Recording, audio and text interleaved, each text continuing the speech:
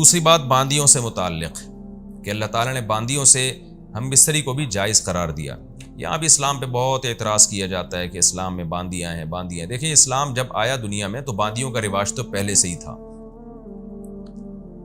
اسلام نے کیا کیا کہ اسلام کے پاس 3 آپشن تھے. جب آپ جنگ میں قیدی بنا کے لاتے ہیں عورتوں کو اور مردوں کو, تو آپ کے پاس 3 آپشن ہیں.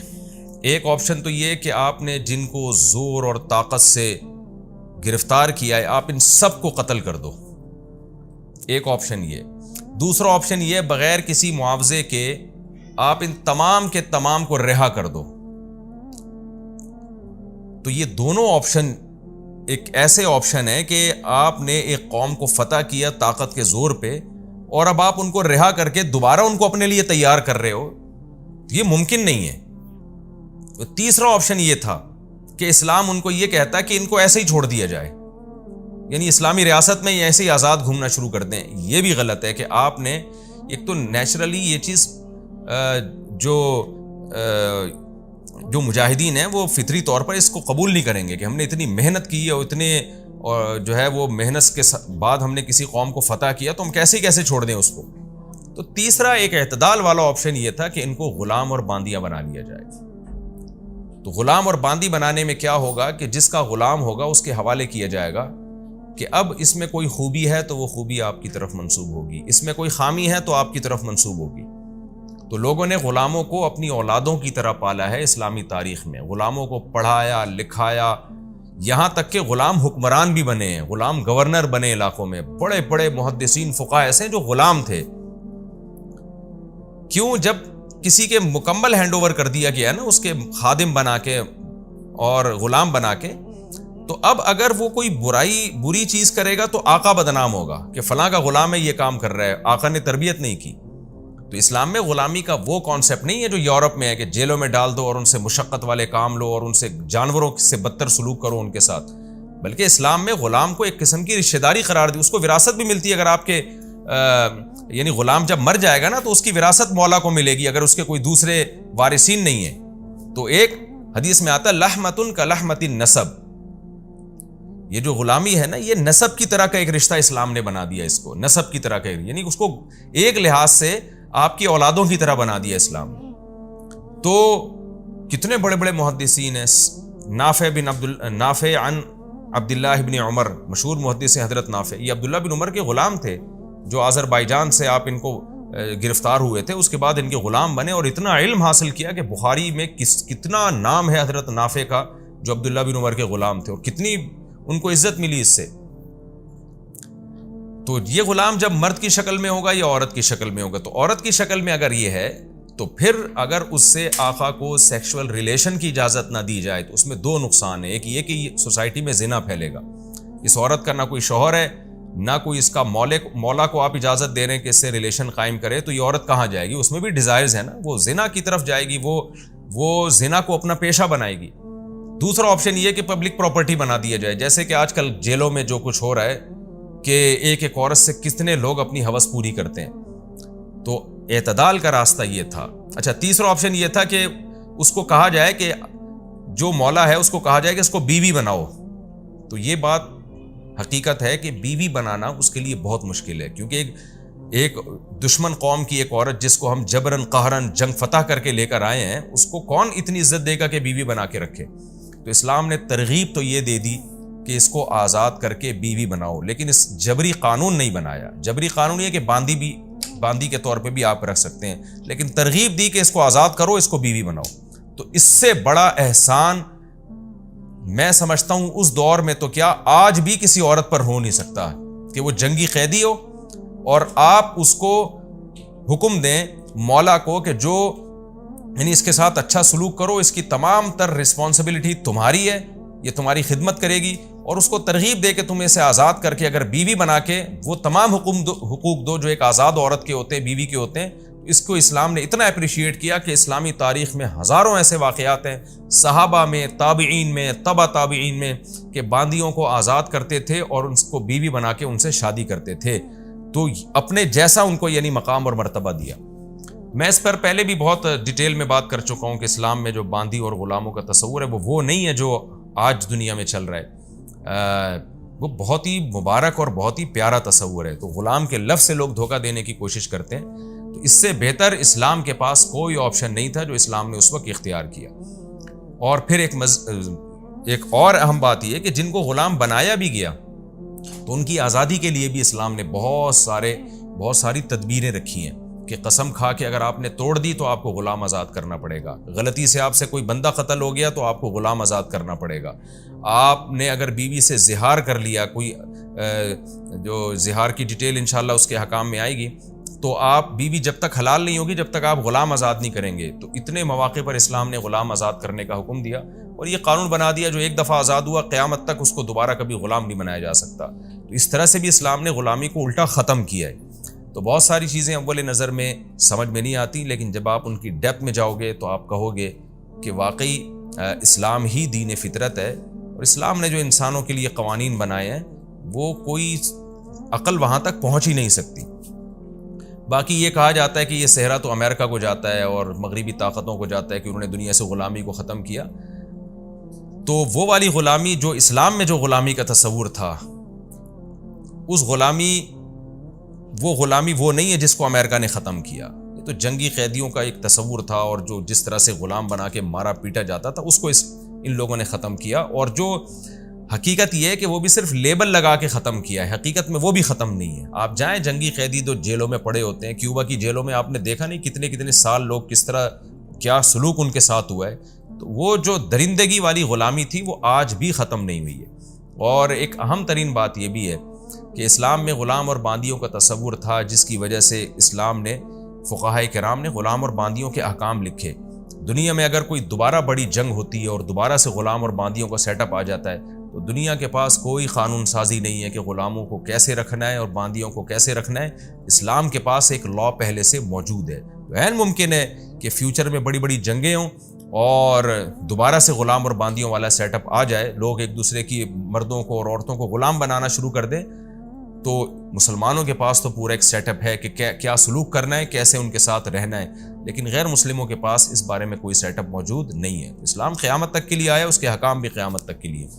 تو لیکن ایک بات خوب سمجھ لیں کہ اسلام میں جو غلام اور باندیاں بنانا جائز تھا اس میں ایک بہت اہم شرط یہ تھی. میں نے چونکہ اس مسئلے پہ پرسنلی بہت تحقیق کی ہے، تقریباً 15 سے 20 سال پہلے، بلکہ شاید اس سے بھی زیادہ ٹائم گزر گیا ہو.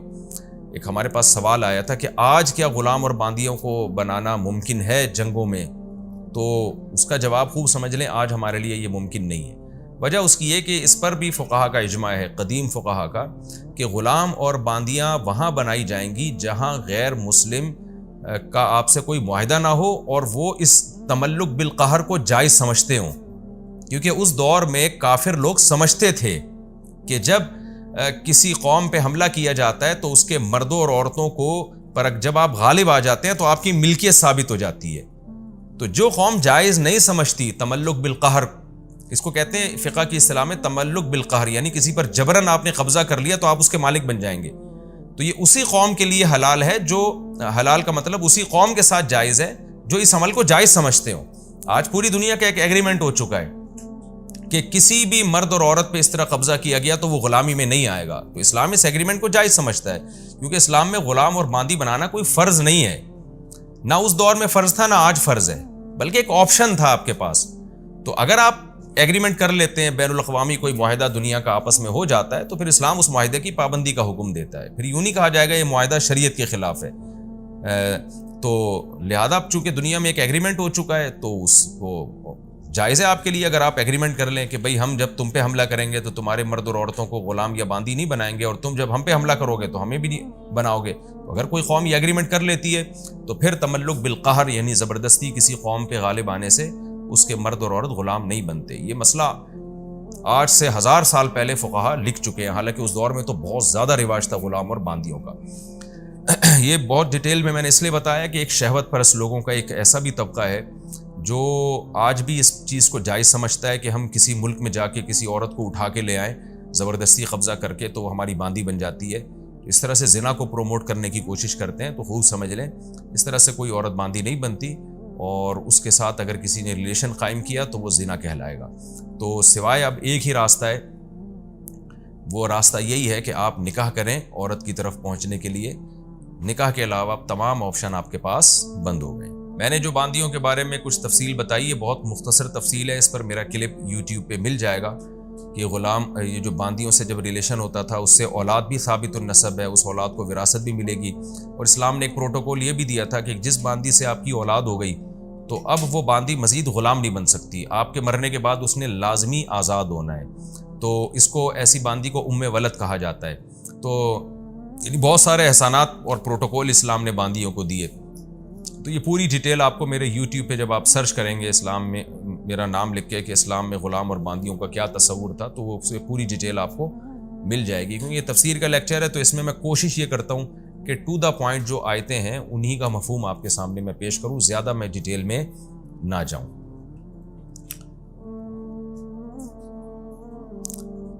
تو آگے اللہ تعالیٰ کا ارشاد ہے فَمَنِ ابْتَغَىٰ وَرَاءَ ذَلِكَ۔ اچھا، یہ جو فَإِنَّهُمْ غَيْرُ مَلُومِينَ ہے، اللہ نے فرمایا جو بیویاں رکھتے ہیں تو وہ قابل ملامت نہیں ہے۔ اس آیت کے تحت فقہاء نے لکھا ہے کہ اگر کوئی شخص زیادہ شادیاں کرے یا زیادہ باندیاں رکھے، جو پہلے زمانے میں رکھتے تھے لوگ، تو 1000 باندیاں بھی اگر وہ رکھتا ہے نا، اور اس کا ارادہ ہوتا ہے کہ میں ایک اور مزید خرید لوں، فَلَامَهُ أَحَدٌ، تو اسے کوئی شخص ملامت کرتا ہے کہ تو اتنی بیویاں رکھ رہا ہے، اتنی باندیاں رکھ رہا ہے، یخشى علیہ الکفر، تو ایسے شخص کے بارے میں کفر کا خطرہ ہے۔ کیوں؟ اس لیے کہ اللہ تعالیٰ کیا فرماتے ہیں فَإِنَّهُمْ غَيْرُ مَلُومِينَ، کہ جو بیویاں رکھتے ہیں، باندیاں رکھتے ہیں، وہ قابل ملامت نہیں ہے۔ تو جب اللہ تعالیٰ نے فیصلہ کر دیا کہ جو زیادہ شادیاں کرے، بیویاں رکھے اور ان کے ذریعے اپنی ایک ڈیزائرز کو پورا کرتا ہے، بشرطے کہ ان کے حقوق بھی ادا کرے جیسے کہ قرآن نے حکم دیا، تو وہ قابل ملامت نہیں ہے۔ تو پھر ایسے شخص کو ملامت کرنے والے کے بارے میں ڈر ہے کہ وہ اللہ کی گویا اللہ کے جو وضع کردہ قانون ہے اس سے بھی آگے نکل رہا ہے۔ تو اس لیے یہ بہت خطرناک بات ہے جب قرآن نے صاف لفظوں میں کہہ دیا کہ جو حلال طریقے سے اپنی خواہشات پوری کرتے ہیں وہ قابل ملامت نہیں ہے۔ اسی میں یہ بھی داخل ہے کہ ایک بڑی عمر کا آدمی ایک چھوٹی عمر کی لڑکی سے شادی کرتا ہے، نہ لڑکی کو اعتراض ہے، نہ اس کے ابا کو اعتراض ہے، نہ خاندان کو جو بھی اس کے لڑکی کے اولیاء ہیں ان کو اعتراض ہے، تو بے شک وہ شخص مزے کے لیے شادی کر رہا ہے، تو اس میں کوئی حرج نہیں ہے۔ مزے کے لیے اگر زنا کرے گا تو حرام ہوگا، اگر زوجہ کے پاس جا رہا ہے اور اس کے حقوق بھی پورے کر رہا ہے تو اس میں کوئی گناہ نہیں ہے۔ یہ اپنی طرف سے کچھ لوگ صوفی بنے ہوتے ہیں اور جناب وہ پابندیاں لگا رہے ہوتے ہیں کہ جی اسلام میں مزے کے لیے شادی نہیں ہے۔ بھائی آپ اگر اچھی خوراک کھاتے ہیں صرف زبان کے چٹخارے کے لیے لیکن حلال ہے وہ، تو جب اس پہ وہ قابل ملامت نہیں ہے۔ لوگ سموسے پکوڑے کھا رہے ہیں، نہاریوں میں نیبو نچوڑ کے کھا رہے ہیں صرف زبان کے چٹخاروں کے لیے، کوئی ڈاکٹر نے تھوڑی مشورے دیے ہوتے ہیں۔ تو جب ایسا شخص قابل ملامت نہیں ہے، تو اگر کوئی شخص صرف اس لیے نکاح کر رہا ہو کہ میں عیاشی کروں گا لیکن ان کے حقوق بھی ادا کروں گا، یہ حقوق کی بار میں بار بار اس لیے کہہ رہا ہوں کہ ایسا نہ ہو کہ حقوق کو بیچ سے نکال دیں، تو وہ بھی قابل ملامت نہیں ہے۔ اس کا اپنی پرسنل لائف ہے، جو مرضی کرے وہ، لوگوں کو اس پہ بھی اعتراض ہوتا ہے۔ ہاں یہ الگ بات ہے کہ جن لوگوں کا مینٹل لیول اوپر کا ہے، ذرا اچھا سوچتے ہیں، بڑا سوچتے ہیں، تو ان کے لیے شادی میں صرف مزے کے لیے نہیں کر رہے ہوتے وہ۔ جیسے ہمارے نبی صلی اللہ علیہ وسلم نے جو نکاح کی ہیں تو اس میں بڑی بڑی مصلحتیں تھیں، حکمتیں تھیں، حالانکہ بڑی بڑی عرب کی خوبصورت عورتیں تھیں جن کے سے آپ نے نکاح نہیں کیا، لیکن آپ صلی اللہ علیہ وسلم نے بیوہ عورتوں سے نکاح کیا۔ حضرت عائشہ سے نکاح کیا کیونکہ وہ ذہین فتین بہت تھی، آگے اللہ نے ان سے دین کا کام بہت لینا تھا۔ پہلا نکاح آپ نے کیا حضرت خدیجہ سے جو آپ سے عمر میں 15 سال بڑی تھی۔ تو نبی کی سیرت یہ بتاتی ہے کہ آپ صلی اللہ علیہ وسلم کے پیش نظر نکاح میں معاذ اللہ عیش و عشرت نہیں تھا۔ تو بلند ذوق نظر جن لوگوں کا ہے وہ نکاح میں صرف عیش و عشرت کے لیے نکاح نہیں کرتے، ان کے سامنے بہت ساری مصلحتیں ہوتی ہیں، لیکن اگر کوئی عیش و عشرت کے لیے بھی کر رہا ہے تو ملامت کے قابل بہرحال وہ نہیں ہے، گنہگار پھر بھی نہیں ہے وہ۔ تو زنا سے بہتر ہے کہ آپ جس زنا میں عیاشی تلاش کر رہے ہیں وہ آپ حلال طریقے پہ آ جائیں۔ تو اس مضمون کو نبی صلی اللہ علیہ وسلم نے بیان کیا کہ تنکح المرأۃ لاربع، آپ صلی اللہ علیہ وسلم نے فرمایا کہ عورت کو 4 وجہ سے عورت سے نکاح کیا جاتا ہے، کہ اس کے حسن و جمال، اس کے خاندان، اس کے مال اور حسب نسب، پھر آپ نے فرمایا سب سے، اور اس کی دینداری، آپ نے فرمایا فاظفر بذات الدین، سب سے پہلے عورت کے دین کو ترجیح دو۔ تو حسن اور دین میں اگر ٹکراؤ آ رہا ہے تو پھر دین کو ترجیح دینی چاہیے، حسن و جمال کو نہیں۔ تو یہ اس لیے کہ نبی صلی اللہ علیہ وسلم نے بتا دیا، کیونکہ دینداری کو ترجیح دینے میں بہت ساری حکمتیں اور مصلحتیں حاصل ہوں گی، اولاد دیندار ہوگی، اور آپ نے دین کو چھوڑ کر صرف حسن کو ترجیح دے دی تو تھوڑی سی عیاشی آپ کی ہو جائے گی. تو اس لیے یہ مسئلہ بھی خوب سمجھ لیں کہ کوئی صرف عیاشی کے لیے بھی شادی کرتا ہے، عیش و عشرت کے لیے، لیکن حقوق پورے کرے گا تو قابل ملامت بھی نہیں ہے، گنہگار بھی نہیں ہے. لیکن افضل کیا ہے اور زیادہ جو ایک اچھا انسان ہونے کی علامت کیا ہے اور پیغمبر کی سنت کیا ہے کہ نکاح کے پیش نظر صرف عیاشی نہیں ہونی چاہیے، بلکہ اولاد کا حصول ہونا چاہیے، خاندان آباد کرنا، کسی کو سہارا دینا، یہ ساری حکمتیں اگر آپ کے پیش نظر ہیں تو نکاح کرنا آپ کے لیے زیادہ افضل ہوگا.